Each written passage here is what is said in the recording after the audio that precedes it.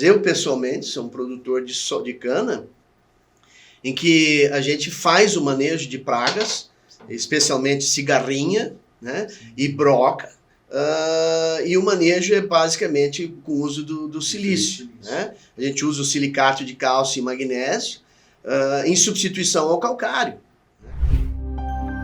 Conecta Agro, na raiz da informação. Esse é mais um episódio do Conecta Agro, o podcast do Grupo Agronelli. Eu sou Renato Costa, diretor comercial e de operações. Sejam muito bem-vindos novamente. E hoje eu tenho a satisfação de estar aqui com o nosso amigo Rodrigo Campos, gerente de novos negócios e responsável pela área de pesquisa e desenvolvimento do Grupo Agronelli. Obrigado por estar aqui novamente, Rodrigão. Obrigado, Renato, pelo convite mais uma vez. E hoje você trouxe um cara de peso para o agronegócio. Estamos muito felizes com ele aqui hoje. E diferente dos outros episódios, eu queria que você o apresentasse, porque você que conseguiu trazê-lo aqui para nossa casa. Que isso. Professor Gaspar Kondorf, né? Professor aposentado da Universidade Federal de Uberlândia, pós-graduando da Universidade da Flórida, né? Fundador do Grupo de Estudo de Silício e fundador também da KP Consultoria e da SugarTech. Isso, professor?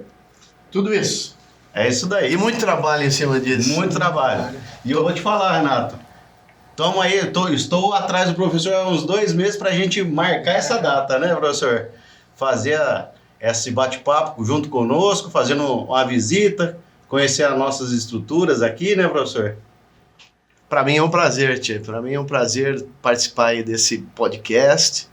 E estou à disposição de vocês para que...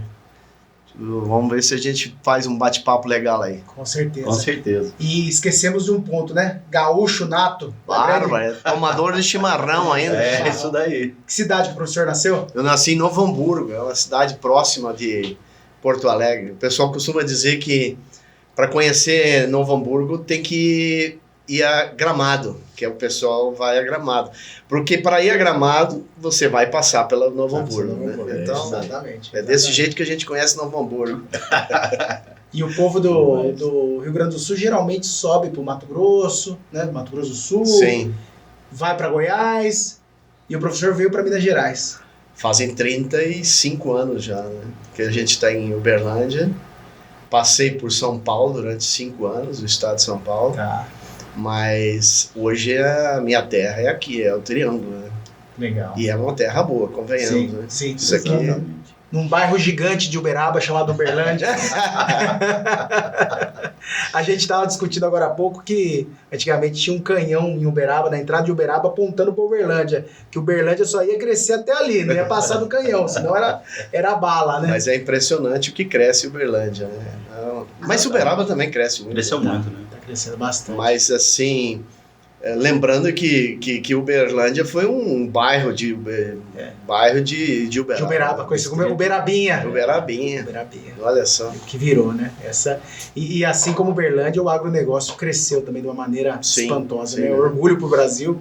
É o portal do Cerrado, né? Toda essa região aqui.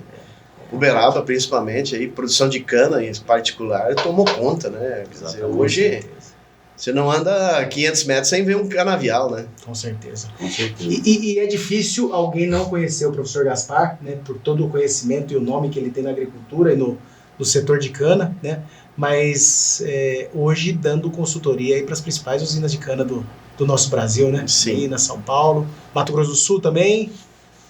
Praticamente todo o Centro-Sul, né? Então, ele trabalha com mais de 100 usinas, né? E visita todas elas, é impressionante. Não sei onde é que eu arrumo tanta energia para fazer isso.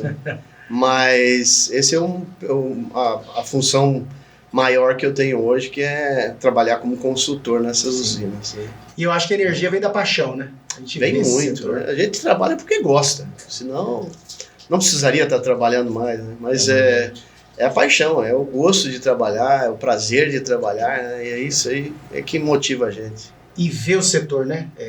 Produção de açúcar, tinha a produção de cachaça lá das destilarias, né? Depois açúcar, etanol, energia. Agora a gente está falando de toda a cogeração de gestão de resíduos, estamos falando de combustível para aviação. indústria plástica, né? Utilizando, fazendo plásticos, embalagens através de origem de cana-de-açúcar. Então, quanto que esse setor evoluiu, né? E tem dado tanto orgulho para nós, né? É impressionante. O setor de cana é um setor bem interessante, né? Especialmente para nós que trabalhamos com fertilizante, né? Se você pensar bem, né? Você importa matéria-prima, importa fertilizante para nutrir as plantas, né? Mas de uma certa maneira esse fertilizante acaba voltando através da exportação dos grãos, né? Então você importa nitrogênio, importa potássio e produz o grão, né? Mas esse nitrogênio e esse potássio que você está importando, ele, de alguma maneira, ele volta para através da exportação. Agora, na cana-de-açúcar, a reciclagem é diferente, né? Muito diferente, né? Você importa o mesmo fertilizante, né? Você importa o nitrogênio e o potássio, mas ele acaba ficando aqui, porque a exportação leva embora um produto que não tem na sua composição esses nutrientes. Então, toda a importação de nutrientes que se faz através da produção de cana, ele permanece no país, ele não vai ser exportado novamente, né? Então, esse é um detalhe interessante. Eu nunca tinha pensado nisso. Exatamente, né? Então, em termos de ciclagem, em termos de aproveitamento daquilo que a gente paga caro pela importação desses nutrientes, ele acaba ficando no país. Ele fica de que maneira, né? Na medida que eu importo nitrogênio e potássio, ele vai virar a vinhaça, que é o meu fertilizante orgânico, ele vai virar a torta de filtro, que é o meu fertilizante orgânico, ele vai virar a cinza na hora que eu queimo o bagaço, né? Então, ele fica totalmente aqui, né? Ele não vai embora de volta. Enquanto que a maioria dos cultivos, quando você importa o fertilizante, você acaba de uma forma ou de outra exportando ele novamente. Né? Perfeito, exatamente. Tem um ciclo ali geopolítico acontecendo nesse nutriente, né? E a cana fica aqui dentro das terras brasileiras. E esse é um tabu que muita gente no passado imaginava, né? Que a cultura de cana ela esgota o solo. Ao contrário, ela fertiliza o solo, né? Porque através da reposição desses resíduos todos, acaba que a fertilidade, de um modo geral, ela aumenta bastante com o passar dos anos, exatamente por causa dessa circulação desses nutrientes no processo produtivo. É a ciclagem, né, professor? É a ciclagem. Tudo volta, né? Volta. Você importa para depois colocar em determinadas áreas onde o enriquecimento é bem mais rápido do que outros cultivos. E alguns grupos, algumas usinas, elas já estão usando todo esse ciclo, né, e utilizando pouco fertilizante mineral, né, na sua composição. Essa é uma grande mudança. É uma grande mudança. É um quebra de paradigma, é um divisor de águas hoje na nutrição de cana-de-açúcar, é exatamente esse, né? É o fato de você sair daquela adubação convencional, que em geral é o fertilizante granulado, né? E uma intensificação muito grande do uso dos resíduos que são gerados na indústria de açúcar e álcool, né? Eu estou me referindo à torta de filtro, estou me referindo ao composto, à cinza, ao próprio outros materiais orgânicos que não são exatamente subproduto da cana, mas que também estão sendo utilizados em larga escala na cultura da cana-de-açúcar, né? Então, aos poucos, a cana-de-açúcar está se tornando uma cultura orgânica, né? Em outras palavras, ela está fazendo cada dia mais uso de materiais orgânicos no seu sistema produtivo. Perfeito. Além da palhada, né? Que alguns anos atrás a gente queimava a palha. Muito bem lembrado, Renato. Esse está fazendo uma diferença que está aparecendo agora, depois de 30 anos, né? Porque essa palhada, num determinado momento, ela não contribui muito, mas ao longo de vários anos de um sistema produtivo, onde você tem uma acumulação aí de 10, 15 a 20 toneladas de palhada todo ano, né? Então, ao longo dos anos, isso vai se tornando uma mudança radical no manejo dos solos, na fertilidade dos solos, né? E na própria adubação propriamente dita, né? Os nutrientes que precisavam antes, hoje precisam menos, né? Chega, ao longo desses anos, desses 15 anos, chega a alterar o tipo de ambiente, um ambiente que era de vira um ambiente C? Chega a acontecer isso? Muda profundamente esse manejo, muda profundamente o ambiente, né? Ao ponto, muitas vezes, de mudar a cor do solo, né? Então eu já presenciei muitas vezes, principalmente aquelas áreas em que se usa vinhaça em grande quantidade, junto com a vinhaça se usa, por exemplo, a torta de filtro, a cor do solo muda. Ela escurece. Sim. E nesse sentido é a mudança visual, mas a mudança química é absolutamente muito grande também, né? Não só, vamos dizer assim, a necessidade passa a ser outra em termos nutricionais, né? Como a eficiência do próprio adubo que a gente vinha usando até então passa a ser maior, né? Ou seja, o fósforo é menos fixado, o nitrogênio é menos perdido, exatamente por causa desse manejo mais orgânico que se tem dado para a cultura da cana. Estrutural. Né? E com tantos benefícios, quais são os desafios, né, da cultura de cana-de-açúcar para a gente continuar com esses aumentos dos tetos produtivos? Hoje, quando você vai numa usina, você já se preocupa com quais fatores? Assim, desafios existem vários, né? Inclusive a cana-de-açúcar, ela tem uma série de limitações, né? A mecanização é um fator limitante, né? Você tem uma série de problemas com a mecanização, tipo pisoteio, né? O próprio plantio mecanizado também foi uma limitação, mas eu diria que o clima é o maior desafio que nós temos hoje, né? Hoje, além vamos dizer assim, dos déficits hídricos acumulados que a gente vem vivendo nos últimos 8 anos, ele é determinante aí nesse desafio em relação ao aumento produtivo, ao potencial produtivo dessa cana-de-açúcar, né? E hoje nós estamos vivendo uma realidade que é única, que é a questão das queimadas, né? Então eu diria assim que um dos grandes problemas a ser resolvido, pelo menos no setor canavieiro, é como lidar com essa questão da queima, né? Tanto da cana quanto da própria palhada, né? Então são perdas muito significativas, né? Não apenas de financeiras, mas também de produtividade por conta disso, né? Uma cana que foi queimada, onde você queimou a palhada, né? Ela certamente vai produzir menos ou até chegar ao ponto de matar o canavial, né? Porque as queimadas elas trazem um prejuízo muito grande para a produção de cana. Né? O sistema por um todo, né, professor? Você perde a matéria orgânica, você perde fertilizante. Toda a área queimada, só para vocês terem uma ideia, é necessário fazer uma reposição de fertilizante. Né? Você tem que repor, por exemplo, o nitrogênio, tem que repor o boro, tem que repor o enxofre. E isso, obviamente, que não só aumenta os custos de produção, né? Como empobrece o sistema como um todo. Né? Então as queimadas eu considero assim que é um nosso grande desafio. A gente evoluiu na questão da palhada, evoluiu na conservação de solo, mas junto com isso veio os problemas. Né? Os problemas principais hoje são exatamente as queimadas, mas não são só esses também. Né? Se você tem uma área queimada, por exemplo, você começa a ter pragas que aparecem de forma assim em maior intensidade, que você tem que manejar também, né? Por exemplo, você pega uma área queimada, o elasmo, que é uma praga bastante conhecida na cana-de-açúcar, você tem que controlar, porque senão ela te detona o canavial, né? Então, além da perda da matéria orgânica em si, você tem que alterar o manejo. Né?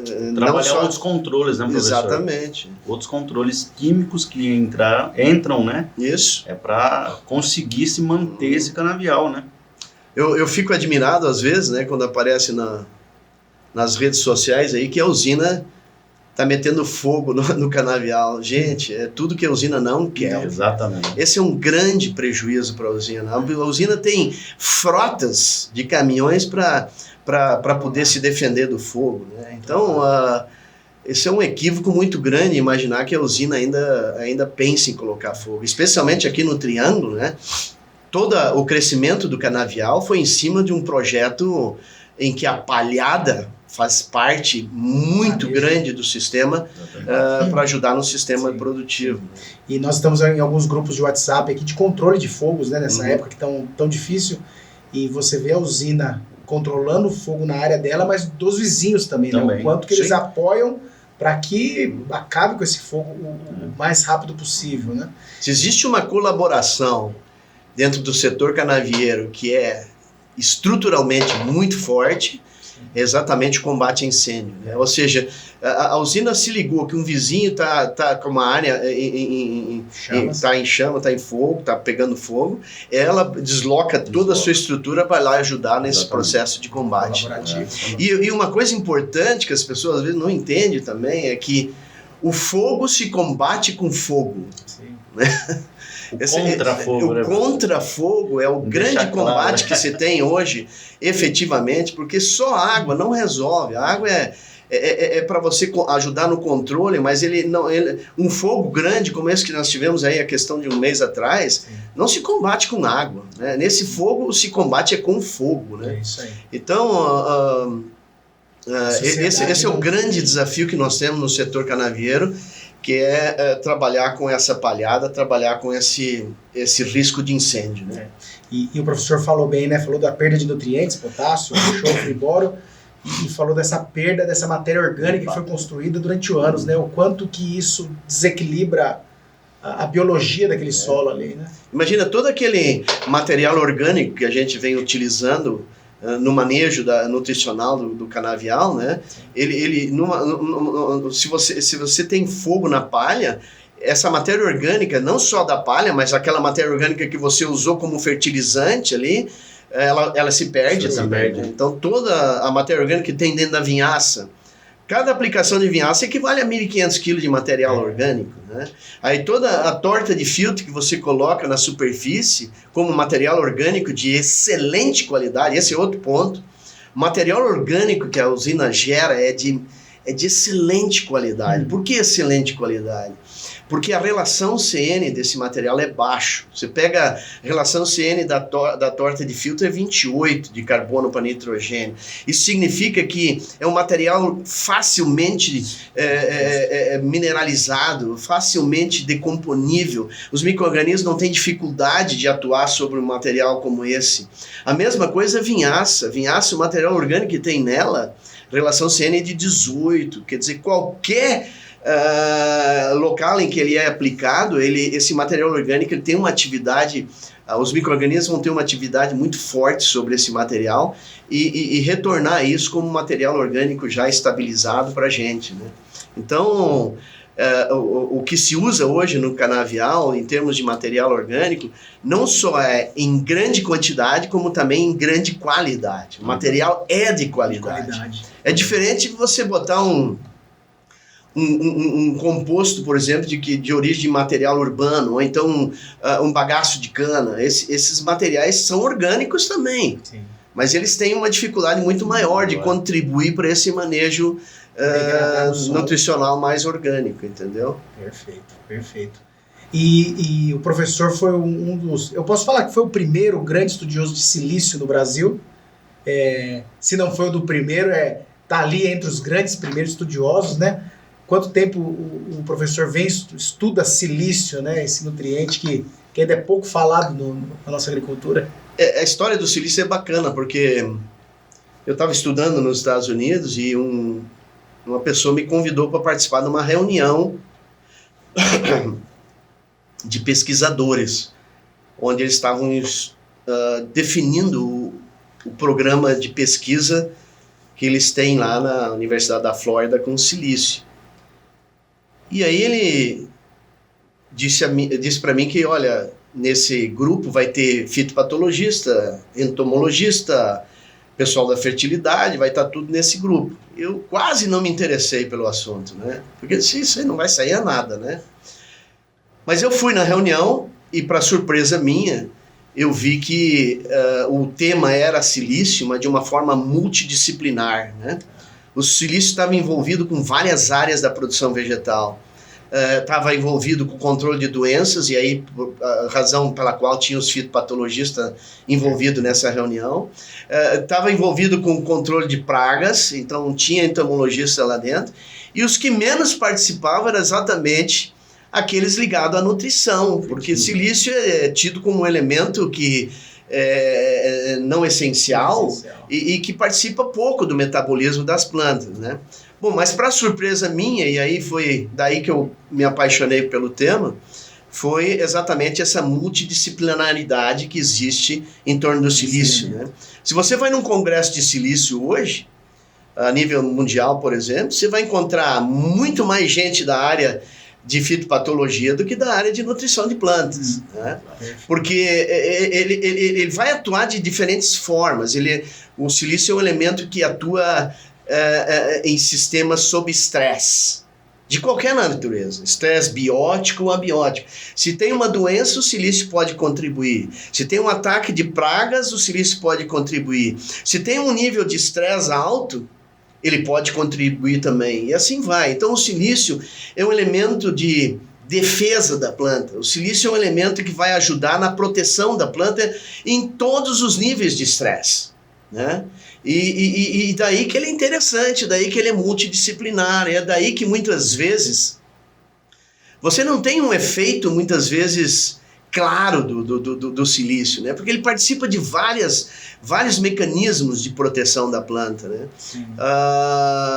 É diferente de um nitrogênio, de um fósforo, em que se o nível estiver baixo no solo, ele vai determinar uma produtividade mais baixa, né? Mas o silício não. O silício ele vai contribuir exatamente quando a planta entra em algum tipo de estresse. Se ela está sendo atacada por um fungo, ele vai ajudar a proteger a planta contra esse fungo. E aí vem os ganhos de produtividade. Aí vem a questão diretamente relacionada com o ambiente, né? Na medida que eu tenho um manejo com silício, eu estou fazendo um manejo integrado. O que é isso? Eu estou, além do propósito que o silício tem de ajudar no controle de doenças, né? Ele vai se associar com outros manejos, daí integrado, com o manejo químico, que é o uso do fungicida, e com o manejo biológico, que é o uso de micro-organismos. Então ele faz parte desse contexto aí, ó, de manejo integrado de pragas, doenças, enfim, de defesa contra o estresse de um modo geral, né? Eu costumo dizer que o silício é capaz até de influenciar a irrigação, porque se ele diminui o estresse, eu dependo menos da irrigação também, né? Então a gente tem que entender o silício como elemento de integração e de proteção da planta. Se você pensar exclusivamente na questão nutricionais, porque tem plantas que têm uma demanda mais alta de silício, né? Você tem plantas, por exemplo, que nem as gramíneas de modo geral, e aí se encaixa perfeitamente o arroz e a cana-de-açúcar, onde se tem uma demanda e um uso maior, mais intensivo de silício, mas não é só ela que precisa, não é só ela que tem demandas por silício, entendeu? Mas efetivamente são culturas que, em geral, têm um resultado maior para o uso de silício no manejo, tanto de pragas. Eu, pessoalmente, sou um produtor de cana, em que a gente faz o manejo de pragas, especialmente cigarrinha, né, e broca, e o manejo é basicamente com o uso do silício, né? A gente usa o silicato de cálcio e magnésio em substituição ao calcário, né? Qual é a grande contribuição disso, né? A grande contribuição é que eu faço um manejo mais equilibrado, eu faço um manejo com uso menor de fungicida e inseticida. Você vai perguntar, mas então você não usa inseticida? Usa também, né? Mas eu uso o silício de uma forma integrada com esses manejos químicos e biológicos que tem disponível também. Tá ali no MIP ali, tá ali no manejo integrado. Exatamente. Então ele faz parte. Na hora de decidir sobre a nutrição do canavial, em vez de decidir por um produto que não tenha silício, como é o caso do calcário, por exemplo, eu vou trabalhar com o silicato, porque ele vai, além de fazer todo o papel que o calcário faz, além de corrigir o solo, além de fornecer cálcio, magnésio, ele vai também contribuir na questão do manejo de pragas e doenças, que o calcário, de um modo geral, já vai atuar de forma muito menos expressiva. Perfeito. Hoje a gente vê como um elemento, né, um nutriente benéfico, né, professor? Justamente por causa disso, né? Na base do estresse, né, no ataque de pragas, de fungos. Né? Acho que esse é o nome. É onde que ele se encaixa perfeitamente e consegue, né, mostrar os resultados, né, trazendo suas multifuncionalidades, vamos dizer assim, né? Exatamente. Eu acho que você colocou a palavra correta, né? O silício é um elemento benéfico. Né? E ele tem o seu momento de contribuição muito grande. Esse momento, em geral, está associado a um nível de estresse mais alto das plantas, de um modo geral, né? Então, esse eu acho que talvez seja a palavra mais chave em relação ao silício. Ele é um elemento benéfico, né? Por esse motivo a gente tem que dar uma devida atenção, particularmente em cultivos como soja, como cana e arroz, por exemplo. Pastagem, gramíneas de um modo geral. Café, né? A gente vê muito resultado. Por isso que eu te digo que não é só as gramíneas, né? Você vai ver resultado em controle de determinadas doenças de soja, né? A própria ferrugem, cercóspora podem ser perfeitamente controladas ou pelo menos minimizadas, né? Dentro de um manejo integrado com outras tecnologias, em cultivos que não são considerados tão importantes assim na nutrição em relação ao silício. Em outras palavras, são plantas que absorvem menos silício comparado com a cana e o arroz. Né? Uma coisa importante que pouca gente esquece, mas você pode sentir isso facilmente, né?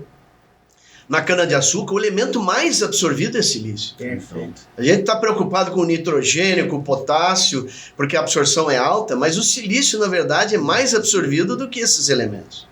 Né? E a gente tem que considerar isso. Né?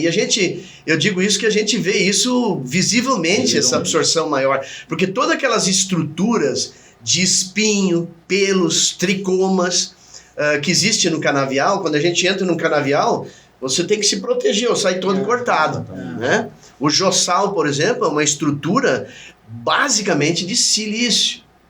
E são estruturas de proteção da planta. São estruturas que vão defender a planta até de pragas, né? Mas não é só de pragas e doenças. O esporo de uma doença, ele cai em cima dessa zona, vamos dizer assim, mais dura e polimerizada, ele não vai germinar, ele não vai conseguir atacar o tecido foliar. Exato. Isso tudo vai trazer uma proteção para a planta, exatamente nessas condições de estresse. Né? E sempre quando a gente ouve de silício, a gente vê muito associado ao fósforo também. Eu queria que o professor falasse um pouco dessa relação fósforo-silício, o porquê dessa sinergia. Existe uma relação muito forte com o silício também, mas de diferentes naturezas, vamos falar assim. Por exemplo, quando você corrige o solo com calcário, em geral você aumenta a disponibilidade de fósforo, né? O mesmo acontece com o silicato.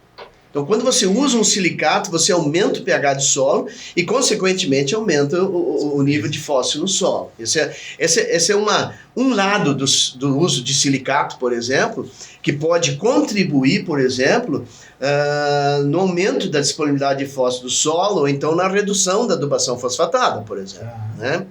Um outro ponto que também é importante é que as cargas do silício, em geral, são muito similares às cargas do fósforo. Né? São cargas negativas e que onde o silício também pode ajudar em reduzir algumas reações de perda de fósforo, que a gente chama aí de reações de fixação ou de retenção de fósforo pelas argilas do solo, e que você pode reduzir essas reações com o uso do silício. Em outras palavras, o silício ocupa esses pontos, esses sítios de troca, ele vai substituir o fósforo.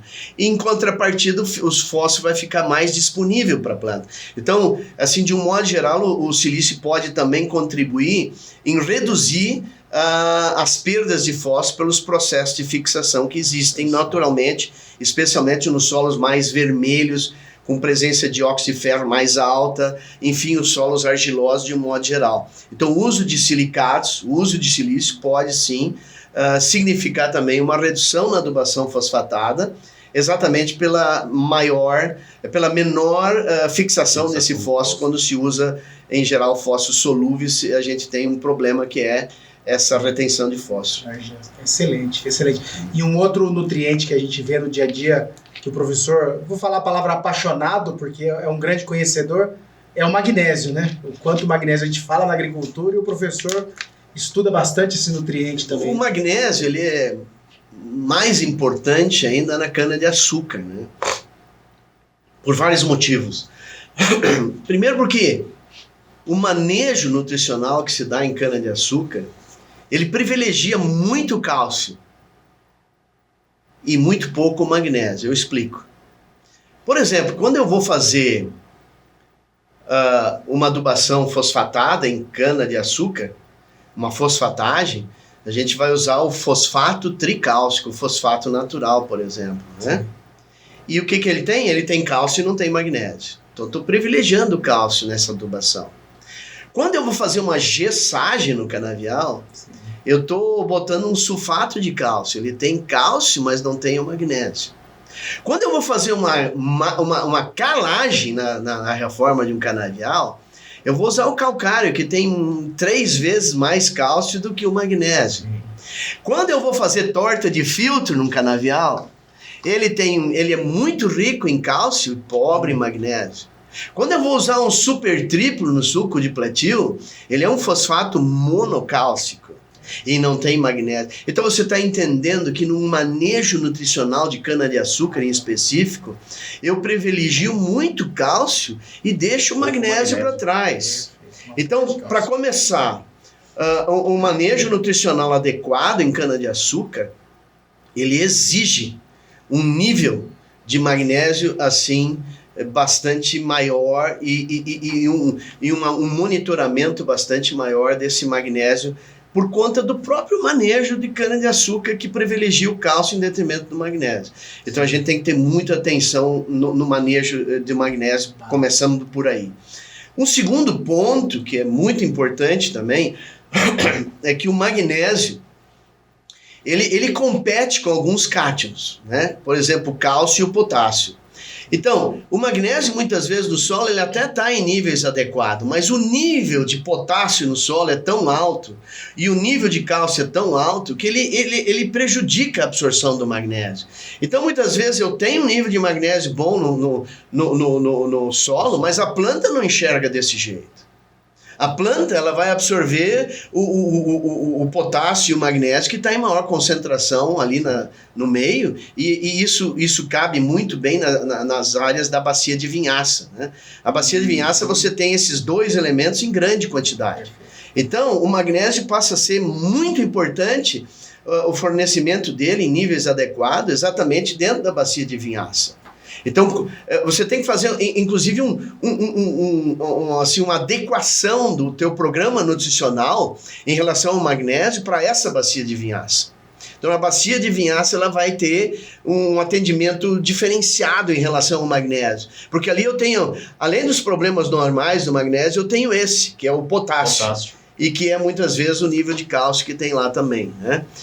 E um outro terceiro ponto importante pelo qual o magnésio é tão importante é a questão de que a cana-de-açúcar não é só a produtividade que interessa, é a matéria-prima, é a qualidade, é o teor de sacarose, né? E aí tem uma coisa muito importante, né? A gente bota dentro da usina, não é quem faz açúcar. Quem faz açúcar é a folha, né? Através da fotossíntese, ela produz o carboidrato, produz o açúcar, e alguém tem que transportar isso para o como. Porque o que a gente vai moer não é as folhas, o que a gente vai moer é o como. E quem faz esse transporte é exatamente o magnésio. Então, se você tem um canavial onde a nutrição é fraca em relação ao magnésio, naturalmente a tua qualidade, a tua matéria-prima também vai ser pobre em açúcar, né? Então o magnésio participa aí de 2 mecanismos. Um é da produção de biomassa através da fotossíntese, ou seja, o magnésio é importante na produção de biomassa porque ele é parte da molécula da clorofila, né? Mas por outro lado também, ele é muito mais importante ainda porque é ele quem vai fazer o transporte dos carboidratos da parte aérea para o como. E aí, então, a importância, de novo, do magnésio no sistema produtivo de cana.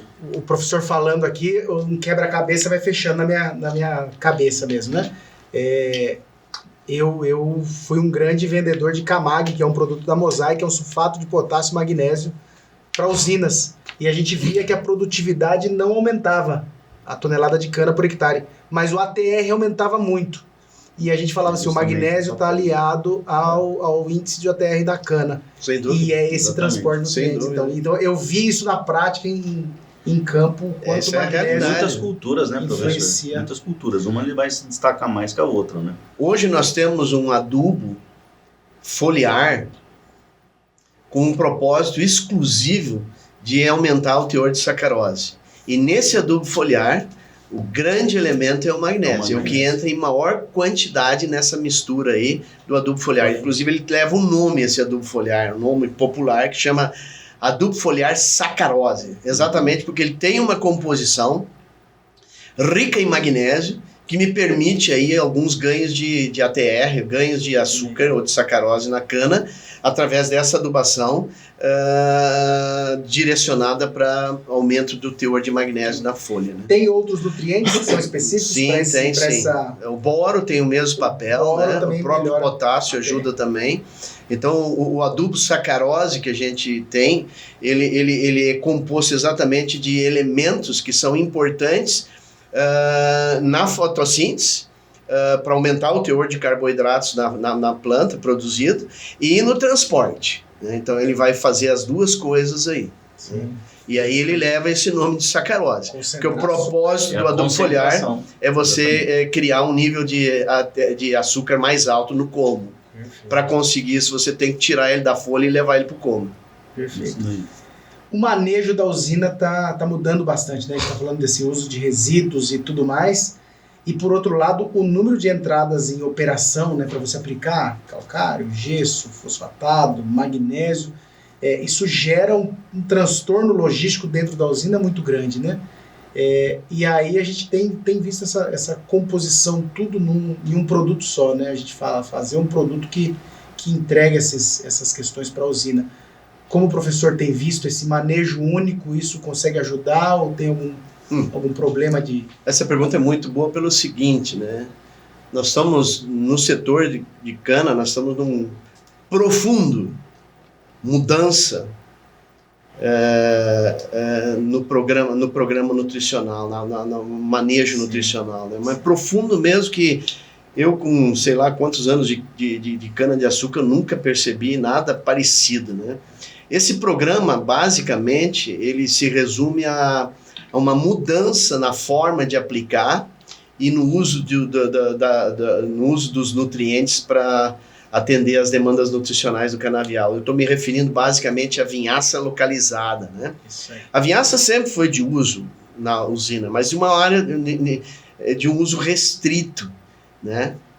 E o que está acontecendo nesse momento é uma democratização do uso dessa vinhaça, porque vinhaça é um adubo de premium, é um adubo de primeira categoria. Aquilo que se achava que era um grande passivo passou a ser um fertilizante de primeiríssima qualidade e tem tudo para ser mesmo, né? Porque ele não só vai me reduzir a quase zero a necessidade de potássio, né, que é totalmente importado para a gente, praticamente. Mas mais do que isso, ele agrega matéria orgânica, como eu mencionei há pouco. Ele tem uma série de aminoácidos presentes lá dentro, que vem da fermentação do etanol, né? Ele tem, na verdade, ácidos úmicos lá dentro, que a gente preconiza muito na nutrição de qualquer planta. E ainda agrega uma série de facilidades para o enriquecimento, porque ele vai ser aplicado na forma líquida. Então você pode enriquecer essa vinhaça da forma que quiser. Se está faltando nitrogênio no seu canavial, você vai colocar esse nitrogênio misturado à vinhaça. Se está faltando micronutrientes, você vai colocar misturado na vinhaça. E atender exatamente as demandas da cana, né? Então, aquilo que a gente fazia em várias etapas, agora você vai fazer numa única etapa, numa forma líquida, com uma distribuição muito boa, porque enquanto a gente distribuía a vinhaça com aspersão, né? A aplicação era muito ruim, né? Até hoje é muito ruim. Você não consegue uma distribuição boa com o uso da vinhaça aplicada por aspersão. Hoje, nesse modelo novo, que é aplicar a vinhaça de forma localizada, e a gente chama isso de VPEL, que é a vinhaça pura, enriquecida e localizada. Né? Então, esse tipo de manejo nutricional que está se dando na cana-de-açúcar é um grande divisor de águas, está mudando completamente o modelo nutricional de cana-de-açúcar e para melhor. Né? Para melhor. Para melhor por uma questão muito simples. Ele não só é um veículo agronomicamente mais eficiente para se colocar, para se fazer a nutrição do canavial, mas mais do que isso, ele representa um salvamento desse canavial que saiu de uma queimada, como nós estávamos falando no início. Ele representa uma irrigação de salvamento que a cana muitas vezes precisa com esse nível de hídrico que a gente está vivendo, com esse nível de estresse cada dia mais alto. Ele representa muito, no sentido de não deixar a cana morrer. Então, uma aplicação de 30 metros cúbicos ou 60 metros cúbicos de vinhaça de forma localizada, porque não adianta você irrigar na entrelinha. Na entrelinha você não tem raiz, não tem o que salvar. Agora, quando você pega um volume ainda que baixo, 30, 40 metros cúbicos, e coloca isso exatamente em cima, aonde está precisando de muita água, e principalmente nos períodos secos, que nós passamos aí tipo de junho para frente, até agora, até setembro, quer dizer, uma irrigação ainda que baixa, de 30 metros cúbicos, ela chega a representar uma chuva de 9, 10, 15 milímetros, porque é localizado. Então, e outra coisa, os nutrientes é diferente de quando se fazia adubação através de um formulado, granulado, né? Sem água, a planta não tem como absorver aquilo. Agora, se esse produto, esse mesmo nutriente que eu colocava de forma granulada, agora ele já está num veículo aquoso, bom, isso de alguma maneira ajuda na performance desse adubo que eu estou utilizando no solo. Então, o veículo passa a ser muito importante. Então, a qualidade da aplicação melhorou consideravelmente. A necessidade da cana, do ponto de vista nutricional, está sendo muito melhor atendida dentro das necessidades adequadas e ideal que ela demanda, né? Você ainda tem a contribuição da irrigação, que é fundamental. Nós temos usinas aí, por exemplo, com números de pesquisa que mostram que você aumenta o perfilhamento em 50%, quando você faz uma aplicação de vinhaça localizada no período seco. Claro que no período úmido não tem esse ganho. A cana não precisa desse líquido, desse volume aquoso aí, num período de umidade. Quando se o solo, no início de safra e final de safra, eu tenho água demais no solo e não de menos, né? Então, na verdade, a grande contribuição dela é exatamente agora, nesse período seco, né? Não deixando a cana morrer. E também leva o canavial a uma outra longevidade, né, professor? Não tenho a menor dúvida disso. Você com o manejo nutricional que a gente está dando através da vinhaça localizada, a tua expectativa de longevidade aumenta demais. É o caso da irrigação. Num sistema sem irrigação, você tira 3, 4, 5 cortes. Agora, no sistema irrigado, você vai a 15, 20 cortes, se quiser. Né? Então, sem dúvida nenhuma, Rodrigo, esse ganho na longevidade, ele também está... Claro que isso é uma grande novidade. A vinhaça localizada tem 5, 7 anos aí, no máximo, certo? Então, mas esse resultado a gente já se vê, né? O grande resultado que a gente enxerga é o seguinte, ó. Aquelas usinas que começaram antes com esse manejo de vinhaça localizada, enriquecendo a vinhaça localizada, elas estão no top de produtividade hoje, pode olhar. Né? Aquelas que já vêm fazendo isso há mais anos, não só a produtividade delas subiu assim bastante, como também a longevidade aumentou. Né? Então, os reflexos disso agora que começam a aparecer. De uma maneira muito sustentável, né, professor? Muito É o recurso que roda dentro da usina, dentro do sistema, né? Diminuindo o número de aplicação, ou seja... Hoje se fala muito no ganho biológico. Né? Imagina o que se fazia antes em relação ao que se faz hoje. Hoje, tem usina que em 100% da área vai receber material orgânico. 100% da área. O que se fazia antes, praticamente só recebia material orgânico a bacia de vinhaça. É por isso também que ela produzia mais. Toda a área de sequeiro não recebia praticamente carga nenhuma de orgânico. Agora ela obrigatoriamente, mais ou menos, mas vai receber. Isso tem um impacto muito grande na atividade biológica. Né? A gente vê o seguinte hoje, você tem como medir isso, você tem análise que te permitem quantificar esse efeito. Né? Então você vai ver uma coisa muito bacana, né, hoje. Se você faz uma adubação mineral, essa convencional granulada sem material orgânico, você vai medir a atividade biológica mas nessa mesma área, se você entrar com vinhaça e com os mesmos materiais utilizados na diluição da vinhaça, tipo, o MAP que eu coloco ele granulado é o mesmo MAP que eu vou diluir a vinhaça.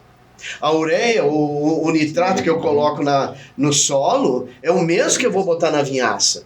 Né? Mas o ganho biológico, medido através desses parâmetros biológicos de solo, como atividade enzimática, carbono da biomassa microbiana, você vai ver que invariavelmente,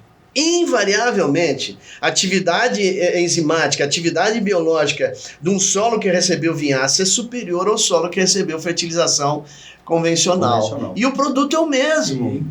Sim. O adubo que é o mesmo. O adubo que eu ponho ele granulado é o mesmo que eu coloco ele lá dentro da vinhaça. E a gente volta para o sistema, é todo um equilíbrio, né, professor? Físico, químico e o biológico, né? E gestão de custo, né? Porque você estava reduzindo uma operação. Você teria que ir com a vinhaça, teria que ir com fertilizante, você já está... Muito bem lembrado, né? A questão de custo está muito junto disso daí, né? E eu posso até dizer que o que promoveu essa mudança, né? Foi exatamente as restrições de importação, por exemplo, e o preço do fertilizante que explodiu na época da guerra, por exemplo. Potássio subiu 3 vezes o valor inicial, né? Então, isso tudo ajudou a desenvolver essa tecnologia que é hoje consolidada, né? Hoje, por isso que eu costumo dizer o seguinte, olha, as usinas, daqui a mais alguns anos, elas vão deixar de usar um adubo convencional granulado. Né? Vai ser muito pouco usado, porque ela, de uma forma ou de outra, ela vai ter a vinhaça para poder... O sistema vai se fechar, né, professor? Quem vai continuar no modelo mais antigo é quem não tem a vinhaça, quem não tem a cama de frango, quem não tem a torta de filtro. Então, esse produtor, fornecedor de cana, como eu, apesar de eu já estar usando por proximidade com a usina e também por a usina deliberar isso para mim, porque ela quer usar esse produto na área dela, é óbvio isso, né? Antigamente ela falou assim, Gaspar, vou jogar a vinhaça na tua área. Falou assim, não, a gente é amigo, não joga não.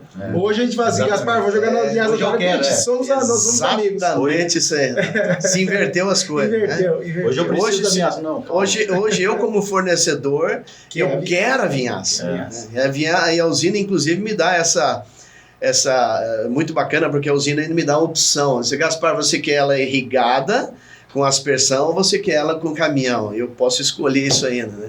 Hoje o nosso manejo orgânico lá, nós estamos com média de 111 toneladas ao longo de 5 cortes. É média de 5 cortes. Né? E esse manejo é totalmente orgânico. Né? A gente aduba hoje com vinhaça localizada, com cama de frango, que é a nossa grande fonte orgânica de nutrientes, e gesso a gente utiliza, e o silicato de cálcio e magnésio. Esses são os produtos que a gente usa. Agora você me pergunta, também. Você usa granulado? Zero de granulado. Zero. Né? Já não tem feito mais nada. Não tem nada de granulado mais na nossa lavoura. O sistema está se fechando. Né? Apesar da cama de frango já estar entrando no seu sistema, ele está próximo ali, né, para você adquirir e fazer essa aplicação, Sim, né? sim, isso não é para qualquer um. A cama de frango é um modelo que poucos podem adotar, né? Primeiro pela disponibilidade, segundo pelo próprio custo de frete. Você não tem como buscar cama de frango a 300 quilômetros, né? Então, claro que isso não é para qualquer um. Mas o que eu quero manifestar é o seguinte, ó, aqueles que fazem o manejo orgânico, eles têm naturalmente um potencial de produção muito mais alto, né? Eu sempre, eu não gosto de falar, mas procura ver aqueles produtores que têm um manejo orgânico dentro de uma usina mesmo. O cara que produz a cana orgânica e o cara que produz a cana convencional. Você vai ver que ele faz mais cana no orgânico do que no convencional, porque o manejo é orgânico. E aí eu não estou falando ele 100% orgânico, ele é um manejo orgânico, ele privilegia a matéria orgânica, ele trabalha com a palhada, ele trabalha com a cama de frango, ele trabalha com o composto, ele trabalha com a vinhaça, entendeu? Esse é o grande modelo de produção assim, de altas produtividades hoje, né? E só que ele não fecha os olhos para os outros produtos, ele não enriquece, pode, né? Não dá para fechar. Você tem que fazer um manejo integrado. Inteligente, integrado. Exatamente. Você tem que fazer um manejo integrado. Se a torta de filtro não tem lá o enxofre, eu vou ter que usar um gesso, eu vou ter que usar alguma coisa nesse sentido. Né? E assim vai. E o professor falou, né? Um fornecedor de cana, né? Um produtor rural, também está na atividade, com a mão na massa. E fora o clima que a gente falou bastante, né? Quais são os outros desafios que o professor enfrenta na lida do campo? Eu queria talvez falar com vocês, e vocês têm um produto que atende assim em cima. Eu não sei como é que vocês estão de tempo aí para falar sobre o multinutriente. O que vem a ser isso, né? Você faz muitas operações, principalmente na cana-de-açúcar, que não são muito boas, né? Por exemplo, a aplicação de calcário e de gesso também, ela é muito comprometida, né? Por exemplo, deriva, muitas vezes a distribuição não é legal, né? Então, esse é um dos problemas que a gente convive até hoje. O equipamento nosso não é muito bem adequado para esse tipo de operação, né? Ao mesmo tempo, nós temos alguns problemas dentro da própria vinhaça que a gente desenvolveu. Por exemplo, você dissolver fósforo na vinhaça não é fácil, né? Você tem dificuldades, né? Com certeza. Uma outra coisa que falta no nosso modelo de produção e que poderia garantir um avanço também é o próprio silício que vocês comentaram aí. São poucos os que usam silício, né? De mais a mais, o que a gente tem de produto hoje no mercado para fornecer esses nutrientes, principalmente o cálcio, o magnésio e o enxofre, são produtos que têm uma certa limitação, né? Por exemplo, o calcário, você aplica ele sobre a palhada na soqueira, ele fica lá, se brincar, 2 anos, sem ação nenhuma. Enquanto esse calcário não encontrar o solo e a acidez propriamente dita do solo, ele não vai reagir. Ele não vai liberar o cálcio, ele não vai liberar o magnésio, certo? Então, por outro lado, você tem o uso de gesso, né, que é um cálcio bastante móvel, solúvel, né? Mas, por outro lado, muitas vezes eu posso perder ele com facilidade, né? Por exemplo, o enxofre eu posso perder ele muito fácil e eu não consigo manter níveis adequados por muito tempo, né? Então, às vezes, eu vou buscar uma fonte de enxofre que seja de liberação um pouco mais lenta, né? A mesma coisa o cálcio e o magnésio. Se eu tenho uma fonte que é muito demorada para liberar esse cálcio e magnésio, como é o caso do calcário, eu vou buscar uma fonte mais rápida, um óxido. Sim. Um óxido de cálcio, um óxido de magnésio e assim por diante. Um gesso, desculpa, né? Um excelente produto, mas faltou o magnésio. Faltou o magnésio, né? O magnésio, o gesso é muito bom para liberar o cálcio, mas cadê o magnésio? Né? Então, essa surge como uma alternativa para resolver essa grande parte desses problemas, que é o tal do multinutriente. O que é o multinutriente? Ele vai ter na sua composição, ele tem na sua composição, além daqueles elementos que são problemas para misturar na vinhaça, Quais são os elementos que são problema para misturar na vinhaça? O fósforo eu mencionei, é um problema. Exatamente. Não é fácil de misturar fósforo na vinhaça. O cálcio e o magnésio é outro problema para misturar na vinhaça. Eu não consigo misturar com facilidade. O enxofre é um outro elemento difícil. Então eu vou pegar esses elementos problemas que eu não consigo jogar na vinhaça de forma simples. Eu até jogo, mas com um custo alto e muitas vezes com dificuldade. Mas o enriquecimento da vinhaça, ao invés de ter esses problemas todos para enriquecer a vinhaça com fósforo, cálcio, magnésio, enxofre e silício, eu vou pegar esses nutrientes todos agora e vou montar um que eu chamo agora de multinutriente. Eu vou fazer um fertilizante que vai me atender toda a demanda do canavial, mas com uma vantagem agronômica. Não só operacional, mas agronômica também. Por quê? Porque eu vou ter o cálcio em diferentes fontes. Eu vou ter o cálcio do calcário, que eu normalmente uso, mas eu vou ter o cálcio do óxido, eu vou ter o cálcio do silicato, certo? E 3 fontes diferentes. E do gesso ainda. Fontes prontamente solúveis e fontes de liberação muito mais retardada. O magnésio é a mesma coisa. Eu vou ter o cálcio proveniente do carbonato, do óxido, do silicato, que são formas diferentes, que liberam de formas diferentes no solo. Isso vai me agregar valor biológico, vai me agregar eficiência agronômica naquela operação que eu estou acostumado a fazer, que é aplicar calcário e gesso sozinho. Né?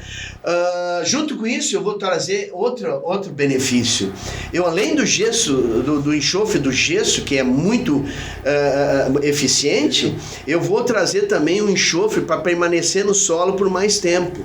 Então eu vou entrar lá com enxofre elementar, misturado nesse multinutriente. Então eu vou ter 2 fontes de enxofre, uma prontamente disponível, que é o gesso que vocês têm aí, e também o enxofre, que é vai permanecer no solo por um período mais maior. Com um detalhe, com um enxofre de eficiência muito alta. Um enxofre elementar de eficiência muito alta, porque ele vai ser em pó, né?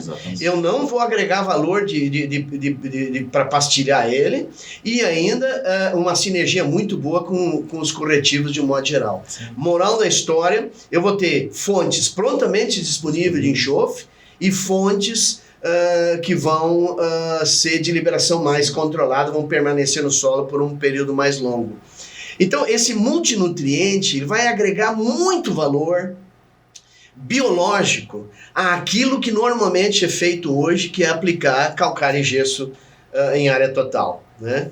Biológico, professor, essa é nova para mim, né? Por que biológico, né? Por que biológico? Porque ele vai melhorar o desempenho da própria canavial, ele vai melhorar o desempenho da própria atividade biológica do solo e assim por diante. Formação de massa. Formação de massa, muito bem. Agregado a isso tudo, né, a esse multinutriente, nós temos a oportunidade, então, de incluir esse elemento tão importante que é o silício nessa mistura também. Sim. O silício vai agregar valor aí, não só do ponto de vista nutricional, mas, como eu disse, do ponto de vista ambiental.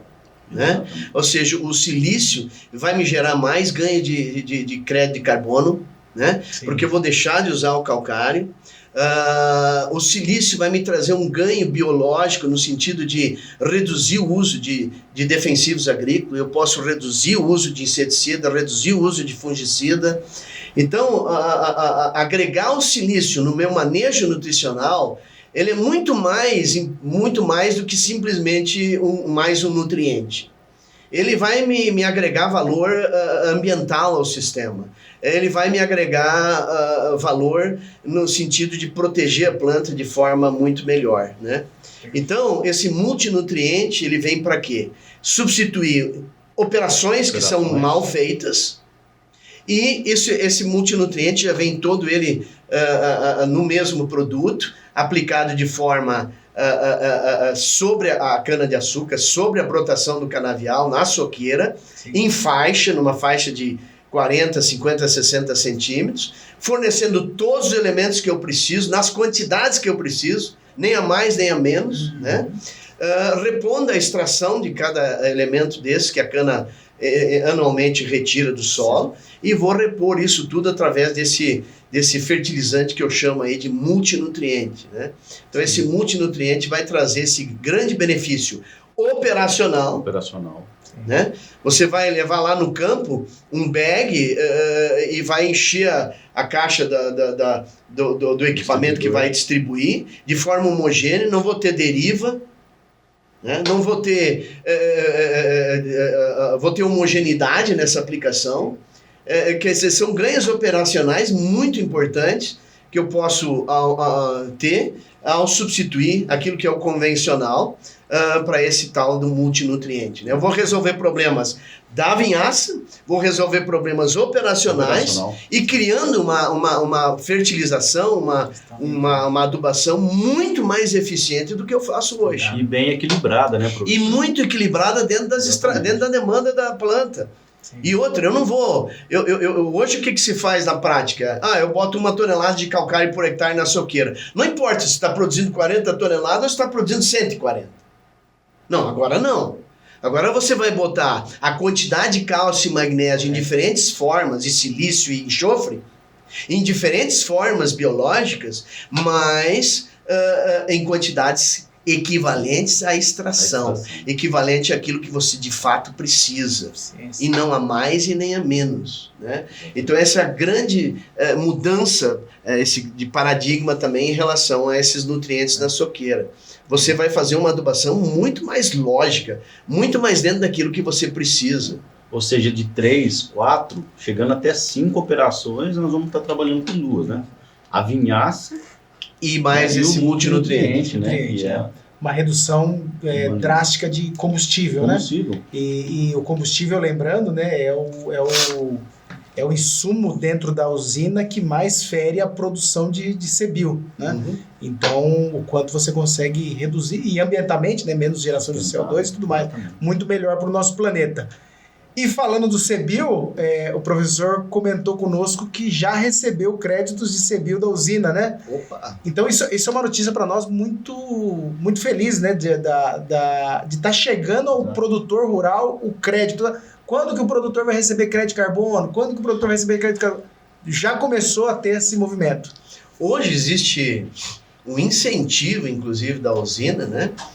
De você receber o crédito de carbono, nós como fornecedores, de acordo com o teu manejo. Exatamente. Né? Então eu estou de olho nisso, vamos dizer assim, por quê? Porque eu trabalho com manejo orgânico. A minha tendência é receber mais crédito de carbono do que o meu vizinho que não adota essas práticas de natureza mais orgânica. Não viu essa parte ainda, né, professor? Não viu a sustentabilidade. Até porque muitas usinas ainda não tomaram a decisão de distribuir isso aí, né? Exatamente. Porque, na verdade, quem gera esse crédito de carbono muitas vezes é o fornecedor. Né? A usina gera, mas o fornecedor também ajuda a gerar esse crédito de carbono, né? E aí vem um outro tema muito importante em favor dessa mudança que eu mencionei agora, né? Imagina você tá deixando de comprar potássio porque está fazendo vinhaça em 100% das áreas, você está deixando de comprar adubo nitrogenado porque a vinhaça naturalmente tem uma porção de nitrogênio lá dentro, você está deixando de usar calcário, passando a usar produtos assim de natureza vamos dizer assim, ambiental muito mais positiva, né? Deixando de usar defensivos agrícolas, tá incluindo silício na tua adubação. Você está usando silicato no lugar de calcário, né? Que silicato nem sequer tem carbono na sua composição, né? Então o silicato ele promove um ganho. A mudança de calcário para silicato promove um ganho de crédito de carbono bastante significativo, né? Então tudo isso aí vem em favor desse manejo que você chamou aí de mais sustentável. Sim. O multinutriente ele vai exatamente entrar nessa linha, né, Bruce? Ele faz parte desse manejo mais sustentável. Né? Exatamente. E que bom, voltando agora o crédito ao produtor, né? Porque ele fala, tudo bem, eu estou sendo mais sustentável e tal, eu sei de toda ajuda com o planeta, mas como que retorna isso, né? E agora... Você não sabe a alegria de um produtor quando recebe na conta aquilo que é uma surpresa, porque ele não estava esperando, né? Pô, isso então incentiva, né? Que nem eu recebi agora no ano passado R$80 mil na conta, eu disse, mas de onde apareceu isso? Não, isso é a usina distribuiu crédito de carbono. Eu digo, Olha mas aí. que espetáculo. Que benção. Né? Mas Como isso que eu é faço para tudo- ganhar mais, né? Agora eu Como vou, que eu faço agora pra eu vou ganhar trabalhar para ganhar mais. trabalhar toda Que essa legal. parte sustentável, Que né? legal. Trazer o manejo, né? Adequar o manejo para ter esse retorno, né? Sim. E muitas das usinas estão partindo para isso, né? E sobre o silício, o Paulinelli ele conta uma história muito interessante. Que quando ele começou a estudar silício lá atrás, algumas pessoas falaram assim, ó, procura o professor Gaspar, que ele é o papa do silício no Brasil. E ele saiu te procurando pelo Brasil, onde que tá esse Gaspar? E ele entrou dentro do avião, sentou do lado de um gaúcho, começaram a conversar, falou, rapaz, você mora em Uberlândia? Eu tô procurando um tal de professor Gaspar. Sou eu. Foi assim. Que história, né? Essa é a Foi assim, história. dentro do avião vindo de BH, eu na época trabalhava como consultor da FAPEMIG, e aí encontrei o Paulinelli no avião, Dentro do avião. e aí começou uma discussão bacana, uma conversa boa, na oportunidade de a Gronelli trabalhar com o silicato, né? E daí surgiu a ideia, e ele um cara arrojado, foi para cima, e até hoje mexe com esse assunto. Mas mais do que isso, naquela época eu já mencionava para ele que, assim, um dia a agricultura vai nos cobrar pelo uso do calcário, né, pelo problema que ele traz associado ao aumento de CO2 na atmosfera, né? E que o silicato não teria esse problema, né? E na época, discutir isso aí era uma piada, né? Mas hoje a gente vê que ele faz parte da balança financeira de uma usina, né? Ou seja, se eu puder aumentar o meu ganho de crédito de carbono usando o silicato, eu vou ver quanto isso vai me retornar em relação, por exemplo, a um calcário. Hoje começa a pesar no bolso da usina e no bolso do fornecedor da mesma forma. Tá entrando na conta, né, professor? Está entrando em muito na conta, não é pouco. Só para orientação de vocês, tem muita usina aí que o terceiro maior faturamento da usina é o ganho de crédito de carbono. Crédito de carbono já. Imagina o Isso que é isso aí. E isso logo vem para a agricultura, né? Nós estamos falando aí sobre mudança da legislação e o Brasil está fazendo um trabalho espetacular para provar que nossa agricultura ela sequestra carbono e não emite. A hora que nós tivemos esses trabalhos científicos comprovados, a legislação com certeza lá em Brasília isso entra e aí a produção de soja, milho, né, e todos os outros alimentos. Exatamente. Isso tudo começou com o plantio direto, né? Tudo. Já esse conceito de emissão de CO2, já na época já se falava muito com palhada, né?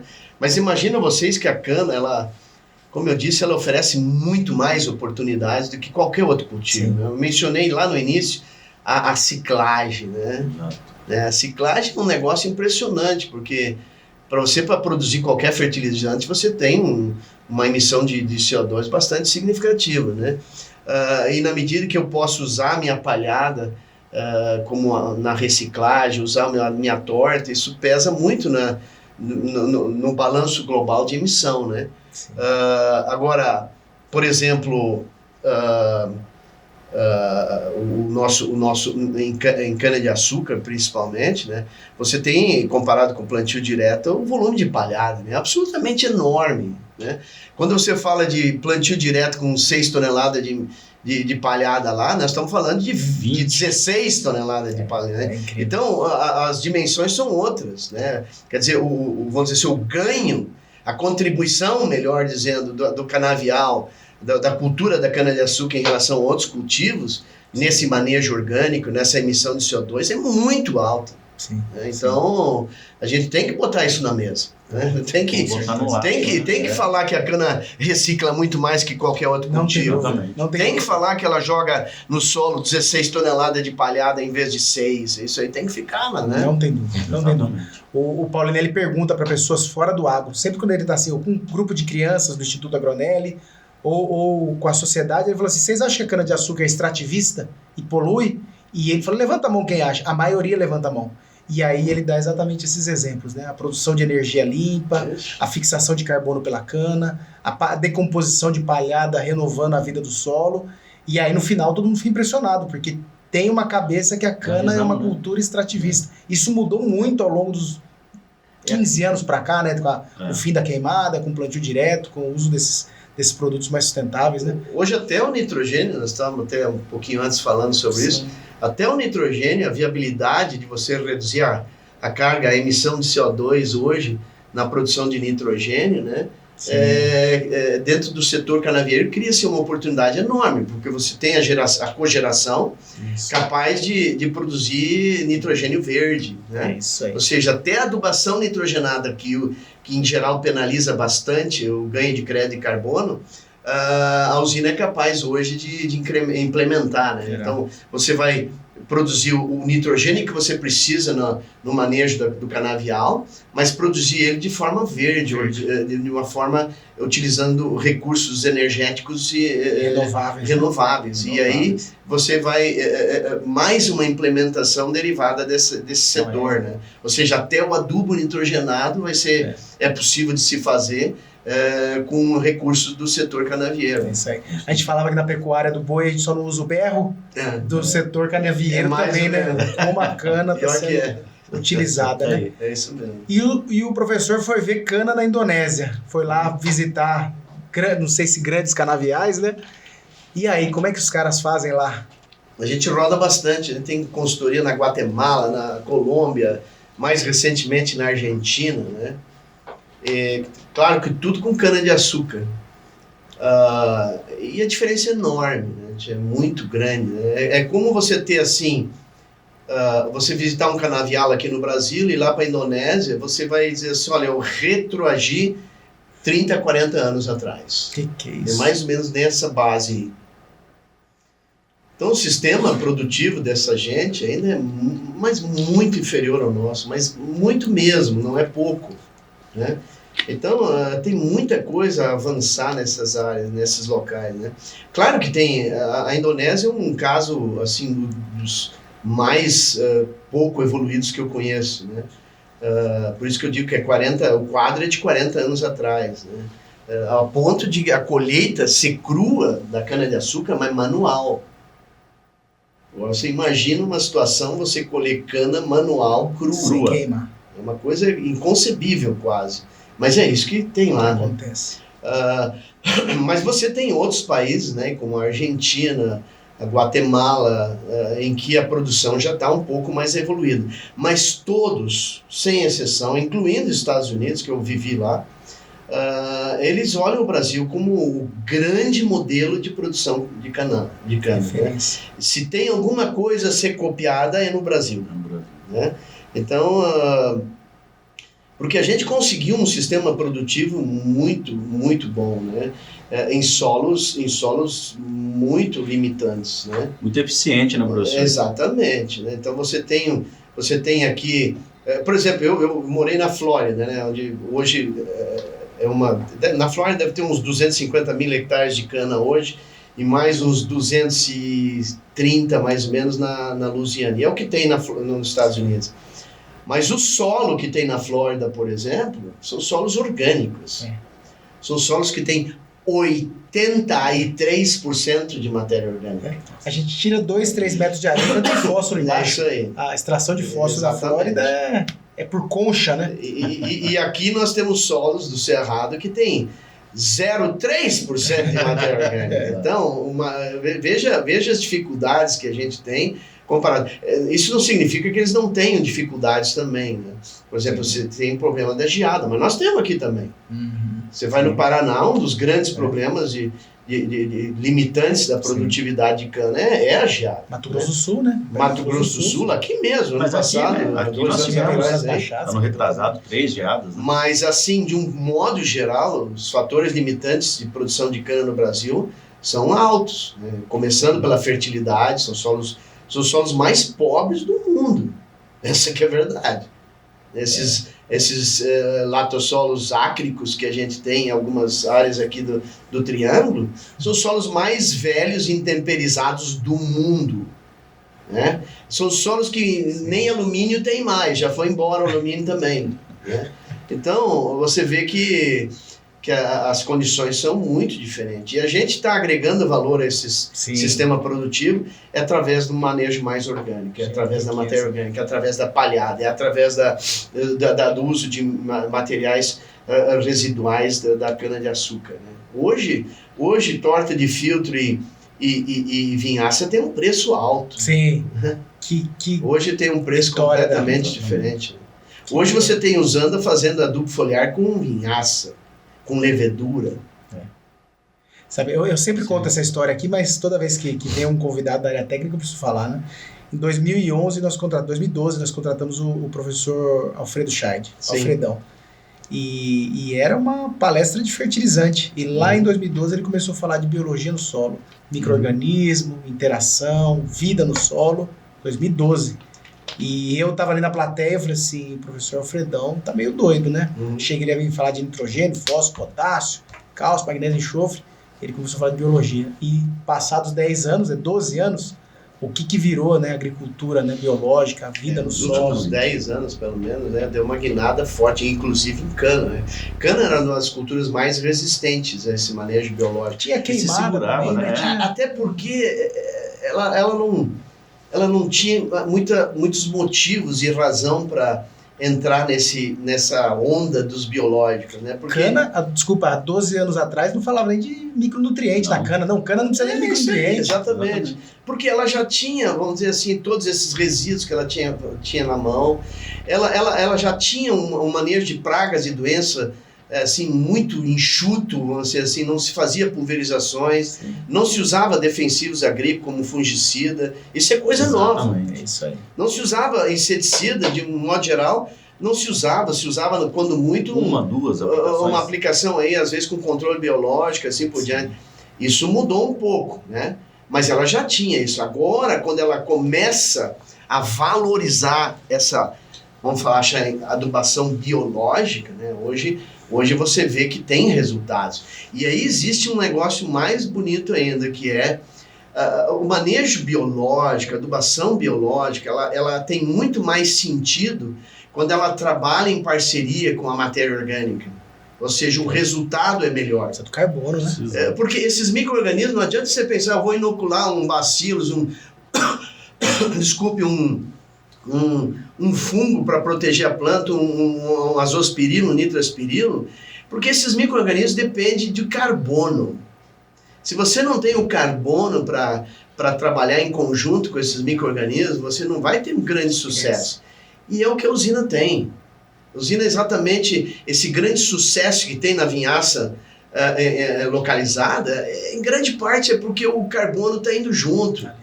E esse carbono não é só para melhorar a performance do adubo mineral, é para melhorar a performance biológica, a biota do solo. Na medida que eu melhoro a biota no solo, eu inclusive reduzo a minha necessidade nutricional, porque eu melhoro a planta, a eficiência da planta fica maior. Por exemplo, nós temos dados de pesquisa aqui no nosso grupo, que você em 4 meses, você quase triplica o tamanho de raiz com azospirilo.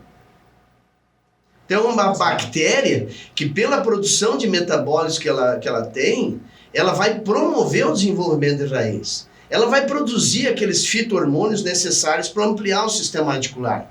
Quando você amplia o sistema radicular, você cria uma oportunidade de explorar o solo de forma mais eficiente. Mas não é só de exploração do solo, porque, eu já disse, os nossos solos são muito ruins. Mas é explorar, inclusive, o adubo que eu coloco. Ou seja, aquele adubo que eu estou gastando dinheiro, estou importando, ele fica mais eficiente na medida que eu tenho um sistema radicular melhor. Na medida em que o solo explora, na medida que as raízes exploram o solo de forma mais eficiente. E como consequência disso, o meu adubo fica mais eficiente. Claro. Então, vamos dizer assim, uma coisa puxa a outra, né? Então, na medida em que eu tenho uma boa atividade biológica, eu vou ter uma planta de melhor qualidade, de melhor desenvolvida, e o todo melhora. O todo que eu estou falando é o próprio fertilizante. O meu fertilizante a eficiência dele aumenta por conta do meu melhor manejo, por causa desse manejo mais orgânico e biológico. O meu adubo fica mais eficiente. Ele vai fixar menos, ele vai ser menos perdido por lixiviação, ele vai ajudar na nutrição desses micro-organismos. Enfim, o adubo mineral passa a ser muito mais eficiente se eu tiver um manejo mais biológico do que ele era até agora. Ou seja, nós precisamos melhorar essa atividade biológica nos solos, né, professor? Cada vez mais. Definitivamente. E é onde que nós estamos vendo, através das pesquisas, aí, as respostas, né, dessas eficiências, né? Então, é tudo o que antigamente a gente via lá atrás, hoje é totalmente ao contrário, né? Quanto manter palhada, estrutura de raiz, né? Manter essa atividade biológica desse solo e ajudar cada vez mais. Eu vejo muito uma área, né, uma APP ou uma reserva, ela está no ciclo, né? Sim. Porque toda aquela atividade biológica, ciclagem de nutriente, quantidade pluviométrica, ela está no seu ciclo. Está em equilíbrio. E é onde que a gente tem que manter essa atividade, né, biológica em todas as culturas, né? E algumas vão responder cada vez mais, né? É isso mesmo. Cada vez mais. Eu tenho um exemplo que eu gosto de falar, que é o seguinte, né? Com a adubação mineral, você tem um potencial de produção X. Agora, com essa mesma adubação mineral associado ao manejo orgânico, o teu potencial aumenta. Dá para entender isso? Exatamente. Ou seja, eu posso pegar, eu tenho um exemplo muito clássico, é o caso dos organominerais, né? Você pega lá o MAP sozinho, no suco de plantio se usa muito MAP, né? Então você tem lá um resultado, um ganho de produtividade que é evidente. Ou seja, eu boto lá 150 kg de P2O5, eu vou colher 160 toneladas de cana. Beleza, isso é o que eu espero do MAP. Uhum. Mas se eu aumentar essa dose de MAP, eu não vou sair das 160 toneladas. Eu posso botar 300 kg de MAP, 500 kg de MAP, eu não vou sair das 160 toneladas. Atingiu o nível crítico, certo? Na literatura. Agora, se eu pegar esse MAP e fazer um granulozinho misturado com matéria orgânica, que é o tal do organomineral, é o mesmo produto. É o mesmo produto. MAP. Mas só pelo fato de eu ter uma atividade biológica ali junto, que é o organomineral, eu saio de 160 e vou para 180 toneladas. Sim. Então esse é o potencial que o manejo biológico, que os micro-organismos nos solos me oferecem. Ou seja, com a adubação que a gente vinha fazendo, meu potencial subiu em relação a não fazer. Sim. Mas agora, com essa adubação mais biológica, usando os mesmos adubos convencionais minerais, eu subi o meu patamar, o meu potencial aumentou. E é daí que a gente está tirando esse ganho, exatamente, com esse manejo mais orgânico. É daí que a gente está... Em outras palavras, resumindo, quando você faz um manejo mais orgânico, o teu potencial de produção aumenta. E o teu ambiente muda. Você citou lá no início. Você vai mudar o ambiente. Claro que muda. Muda muito. Aqui que você tem um ambiente D e E e só reclama, joga ele no B. E principalmente... Como é que você joga ele no B? Um manejo E a gente orgânico. vê bastante nesse período, né? Nós estamos aí praticamente 150 dias, 160 dias sem chuva, um período seco. Nesse ambiente que nós temos aí 16, 17... toneladas de palha e essa atividade biológica no solo continua, é onde que ele vai resistir e conseguir entregar, né, o resultado final, que é a produção. Esse ganho, esse aumento de potencial vem por aí. Exatamente. Sim, e a gente vê muito essa resposta. Né? Você vê, por exemplo, a gente fala pouco isso, mas assim, a nível micro, né? A matéria orgânica é um material que retém umidade. Sim. Então, até aí eu não gosto muito de falar isso porque o pessoal abusa.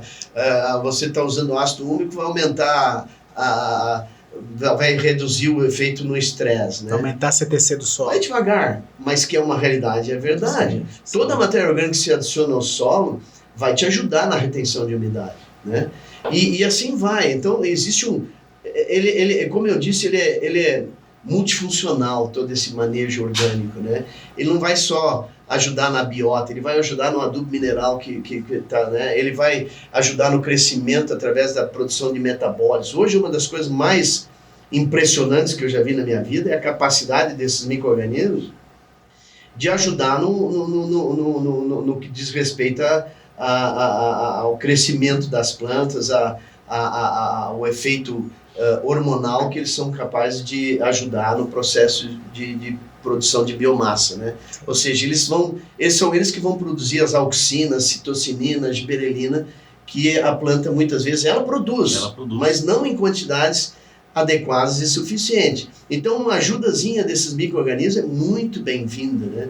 Ao ponto de você dobrar um tamanho do sistema radicular com o uso de uma bactéria que é considerada apenas como fixadora de N. Ela fixa N, mas talvez isso não é o mais importante dela.